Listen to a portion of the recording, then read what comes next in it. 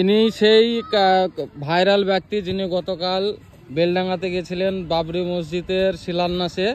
12 বিঘে গ্রাম থেকে বেলডাঙ্গা, যেটা 35 কিলোমিটার দূর পায়ে হেঁটে মাথায় করে 10টা ইট নিয়ে গেছিলেন, যেটা একটা অল্প বয়সী মানুষের পক্ষেও সম্ভব নয়।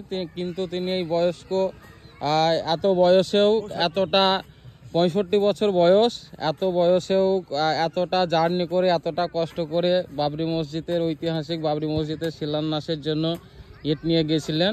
এবং আজকে নিজের গ্রামে 12 বিঘে গ্রামে এই যে আমাদের ঈদগাহ ময়দান আছে, এখানে সংস্কারের কাজ চলছে, তো এখানেও ইনি যুক্ত হয়েছেন। তো একটু কথা বলে নেই। তো বলছি একটু কাজটা থামানো যাবে? হ্যাঁ। তো কালকে দেখলাম গেছিলেন বাবরি মসজিদ শিলান্যাসে মাথায় করে ইট নিয়ে। তো সেখানকার যে পরিস্থিতি, সেখানকার অভিজ্ঞতা কেমন লাগলো? অভিজ্ঞতা খুব ভালো লাগলো, প্রচুর লোক জড়ো হয়ে গেল।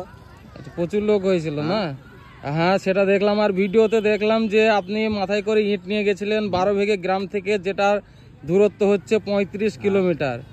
তো এর অভিজ্ঞতা সম্পর্কে আপনি কি বলবেন? আমার খুব আনন্দ হলো। আচ্ছা আচ্ছা। তো যেমনটা শুনছেন, খুবই মানে খুশি, খুবই বাবরি ঐতিহাসিক বাবরি মসজিদ শিলান্যাসে হস্তক্ষেপ করে খুবই খুশি হয়েছেন এবং খুবই উৎসাহ আছেন। এবং আজকে নিজের গ্রামের ঈদগাহ ময়দান, যেটা আমাদের 12 বিঘে গ্রাম, এই যে ঈদগাহ ময়দান, এই ঈদগাহ ময়দানের সংস্কারের কাজ চলছে। তো এখানেও ইনি হাজির হয়েছেন। তো এখানেও এনাকে দেখতে পেলাম এবং আশা করি যেখানে এরকম সমাজসেবামূলক যে কোনো কাজ হবে ইনি হাজির হয়ে যাবেন। তো এখানে কাজ চলছে। তো এখানে কাজ করে কেমন লাগছে? এখানে কাজ করে ভালো লাগছে। আচ্ছা আচ্ছা, ঠিক আছে।